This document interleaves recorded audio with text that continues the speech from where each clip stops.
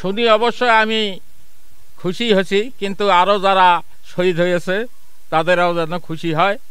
আর ভারত থেকে আনে অতি দূরত্ব গতিতে যেন ফাঁসি কার্যকর করে বাংলার মাটিতে, তাহলে আমি খুশি হই।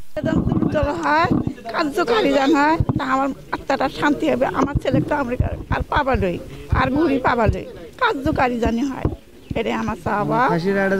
সংখ্যাটা মনে করতেছি এই কারণে বিভিন্ন জায়গায় ককটেল মারতেছে, পেট্রোল বোমা মারতেছে, এরকম দেখতেছি।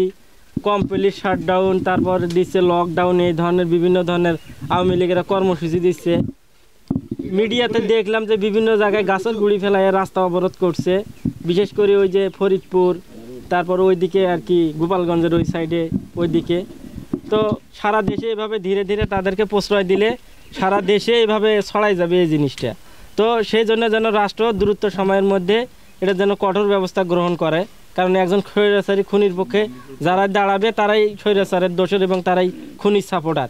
সেই আইন অনুযায়ী এবং আওয়ামী লীগ অলরেডি নির্বাহী আদেশে কার্যক্রম নিষিদ্ধ দল, সেই হিসাবে তাদের ব্যানারে কোনো কার্যক্রম দেশের আইন অনুযায়ী তারা নিষিদ্ধ, তা তারা কোনো কার্যক্রম করতে পারবে না দেশের আইন অনুযায়ী।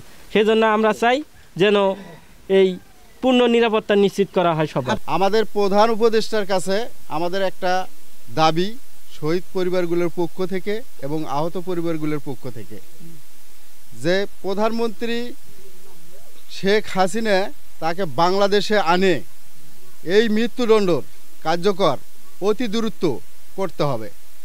তাহলে হয়তো আমাদের শহীদ ভাইয়েরা এবং শহীদ পরিবারগুলো তাদের আত্মা কিছুটা হলেও শান্তি পাবে। পরে আমরা বিগত কয়েকদিন থেকে দেখছি রাজধানী সহ দেশের বিভিন্ন স্থানে আওয়ামী লীগের যারা নেতাকর্মী আছে তারা গুপ্ত হামলা চালাচ্ছে, পেট্রোল বোমা থেকে শুরু করে ককটেল নিক্ষেপ করতেছে এবং গাড়িতে আগুন দিচ্ছে। বিভিন্ন জায়গায় আমাদের যে জুলাই স্মৃতি যে শহীদ মিনারগুলো আছে সেখানেও তারা আগুন দিচ্ছে, আমরা এই ঘটনা দেখতে পাচ্ছি।